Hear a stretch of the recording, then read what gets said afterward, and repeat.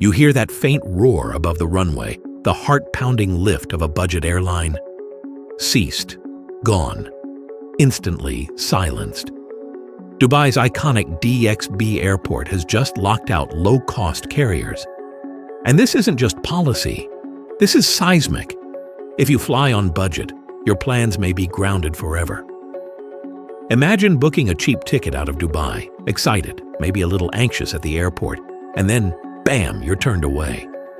A new law, sweeping and sudden, now bans budget airlines from landing at DXB. No exceptions, no whisper of warning, just finality. And DXB isn't some minor field. This is one of the busiest airports globally. It's a crossroads, a hub, a global gateway. So why ban budget carriers? It's a question rooted in economics, urban planning, politics, and yes, aircraft engineering too. Today, I'll unpack the full story behind the headlines. From policy boardrooms to tarmac turbulence, we'll dive deep. You'll hear precise data, passenger volumes, slot crunches, runway usage, engineering demands, and even the emotional upheaval for travelers and industry insiders. And we'll follow the story's pulse from rising crescendo to the breathless moment we reflect. What comes next? Dubai International Airport, a marvel of modern aviation. In 2024, DXB handled over 90 million passengers, eclipsing nearly every rival. And budget airlines? They were a major part of that growth. With ultra-low fares, carriers like Air Arabia and Fly Dubai expanded regional routes rapidly. They gave millions their first taste of international travel, families on tight budgets, young explorers, workers.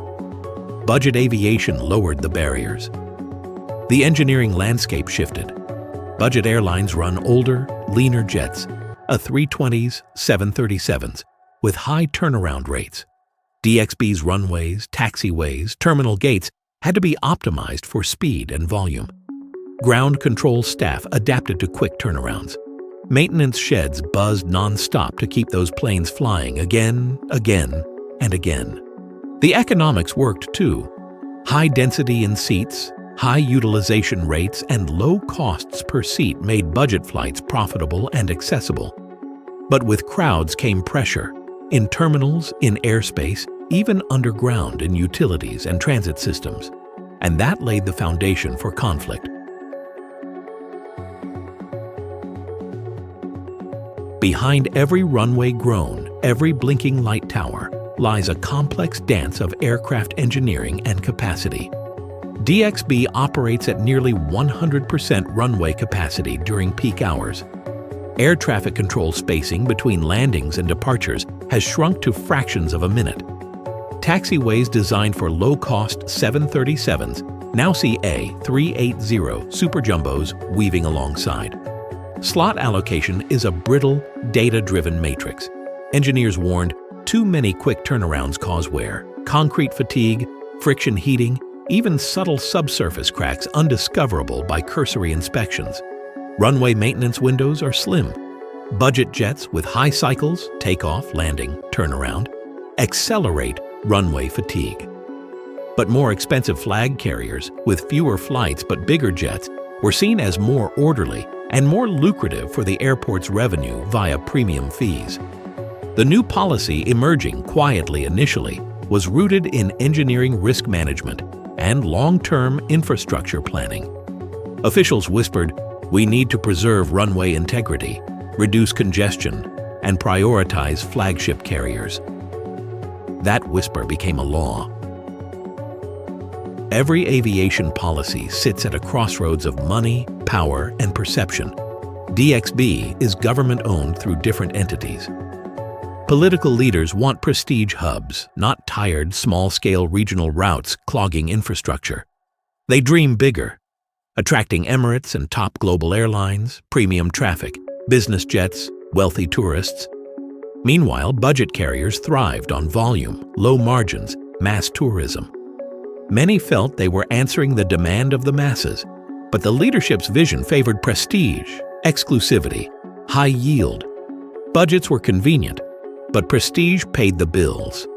And pockets of real estate around DXB Residential developments, hospitality zones, covet quieter, less frequent flights. Noise pollution, emissions, sprawl, all factored in. New zoning laws emerged. Housing near the runways saw explosive growth. Costs of land rose, luxury hotels popped up, and suddenly, budget airlines with high-frequency jets were portrayed as obstacles to progress. The law banning them at DXB was the inevitable political expression.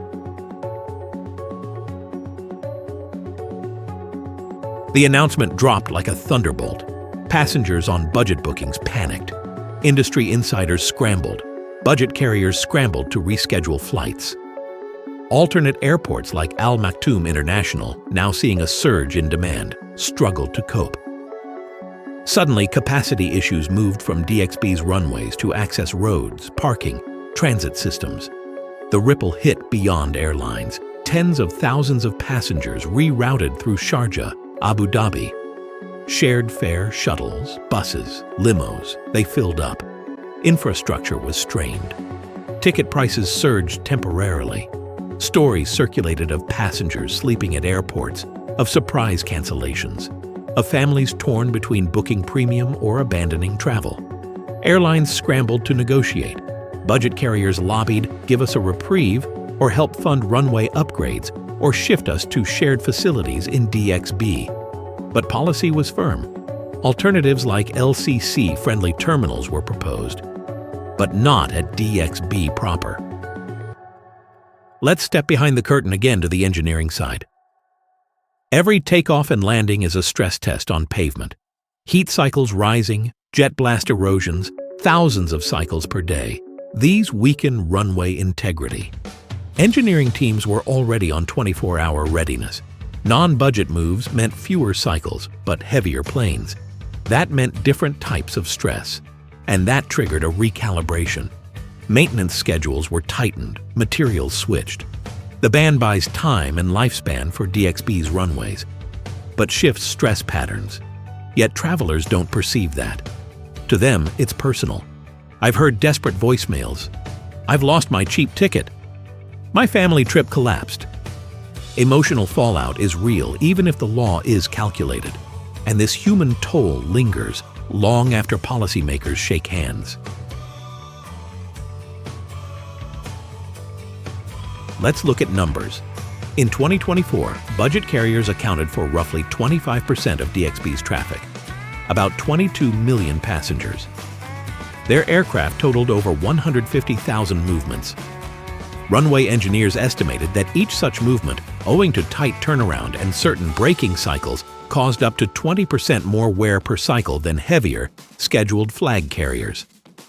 Annual runway fatigue accumulation hit thresholds faster than projected, on track to require full resurfacing in 2028 rather than 2032. Resurfacing means closures, delays, huge maintenance budgets. By banning budgets, runway usage cycles drop significantly, pushing resurfacing to far future and reducing maintenance costs by tens of millions per year. Airport revenue also shifts. Premium carriers pay higher landing and gate fees. The airport stands to gain incremental millions in revenue. Even while losing passenger volume, ticket fare revenue stays due to yield per passenger being significantly higher. Trade-off? Yes, but deliberate. Let me share voices. An Emirati student booked a budget flight to study abroad. At the airport, they were redirected. She broke down in tears. A senior citizen on his one dream trip had to pay double for a new ticket. A budget airline worker faced furlough due to lost routes. These stories weave the emotional fabric of policy change. Their voices, raw and personal, underscore the human cost of engineering-driven politics. Behind data charts are real lives disrupted, work, education, dreams all rerouted. And those stories deepen emotional engagement because they reflect our own travel anxieties, our hopes for accessible flight. What happens now? Budget airlines shift to Al Maktoum International, DWC, or Sharjah, SHJ, or Abu Dhabi, AUH. Ground transport networks scramble to reroute. DWC, with its sparsity and nascent infrastructure, needs rapid expansion. But building terminals, roads, rails takes time and cost. Budget carriers must decide: invest in ground infrastructure, renegotiate slot times, or pivot to code shares with flag carriers. Some may go bankrupt. Others might morph into hybrid carriers, upgrading fleets, changing business models to fit DXB's new landscape. DXB, meanwhile, will pursue runway longevity and prestige branding. But the risk? Loss of mass market relevance, potential public backlash, growing travel inequality. Will Dubai still be seen as accessible?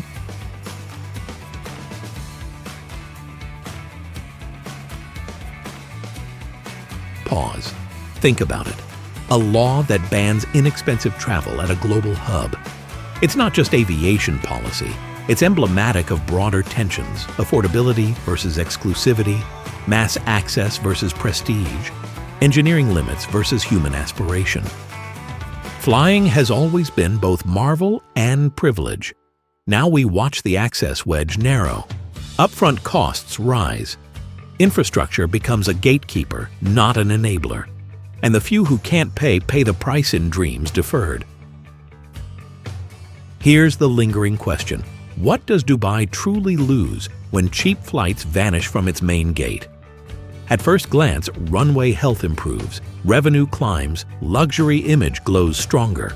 But over time, a fraying thread appears, a disconnect from reality. Tourism shifts, travelers cautious. The spirit of open access dims. Will Dubai risk losing the next generation of travelers? Or will budget airlines re-engineer themselves enough to return through the front door with upgraded jets, rebranded fleets, new deals?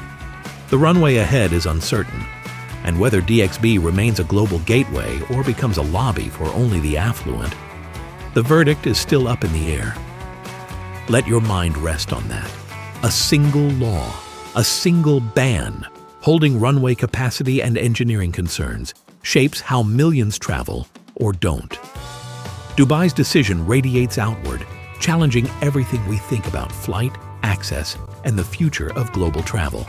Stay tuned, because the next chapter could reshape aviation as we know it.